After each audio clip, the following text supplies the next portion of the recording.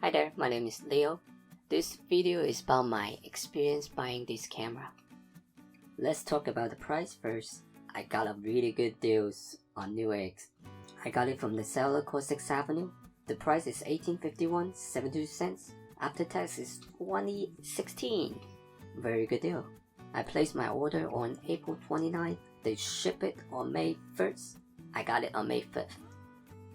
Let's talk about what's inside the box. Of course, there is one 24 megapixel full frame camera body, 128 to 70mm f3.5 to 5.6 kHz, one 2280 mAh battery, one 23 inches micro USB cable, one 5V power plug. It supports 100V to 240V. That's useful for the folks who travel a lot. Surprisingly, there's European adapter inside the box, one shoulder strap, one LAN hood, and bunch of user manual.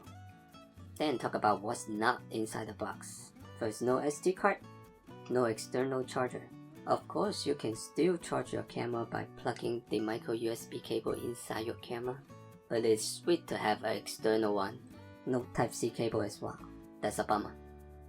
If you're on the market, you're looking for buy this camera, I hope my video can help you make your decision. Thank you. Goodbye.